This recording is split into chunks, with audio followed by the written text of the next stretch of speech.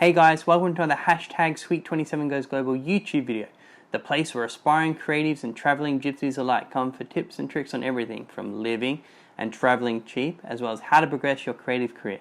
As always guys, we're putting a link in the description below to a blog article, so if you're more of a reader, you can check that out, or if you like the sound of my voice, we can get straight into it.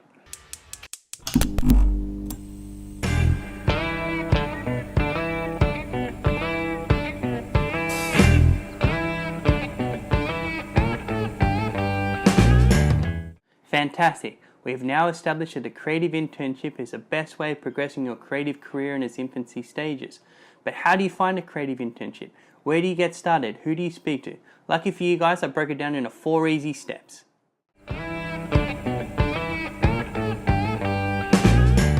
Define what area you fit into. For example, if you're a graphic designer and you're interested in UI UX design, you're not going to apply for an internship at a printing studio, now are you? Of course not. You want to be applying for an internship at a tech startup with an established online presence. Defining your niche will ensure that you get the most out of your creative career.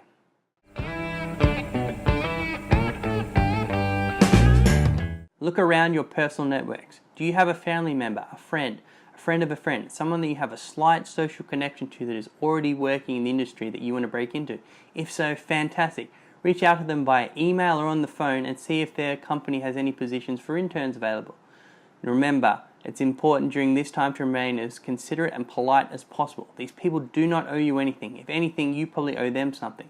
So, if they are successful in getting you a creative position, offer to take them out for coffee or a bite to eat. It's important throughout every stage of your creative career, but especially in its infancy stages, to establish strong personal relationships. This will hold you in good stead throughout your creative career.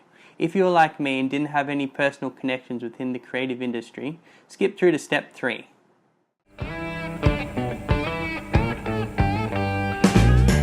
Some companies will post their intern positions online on popular job listing sites. If you're in the UK, you can go to read.co.uk. If you're in Canada, you can go to indeed.ca. Or if you're in Australia, you can go to seek.com.au. You can find the positions on here and apply for them straight off the site.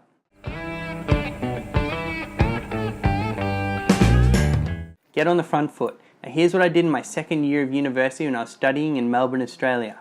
At the time, I was interested in a career in photojournalism, so got on Google, typed in local Melbourne newspapers, and I got a long list of 20 different newspapers that popped up. Went to each of their respective websites, went to the contact section and found out who their editor-in-chief was. Sent them all emails saying that I was a local art student and that I was interested in studying photojournalism, and asked if they had any positions available for a photography intern. Sent an email to all 20 and only one got back to me. Luckily, he was interested in interviewing me.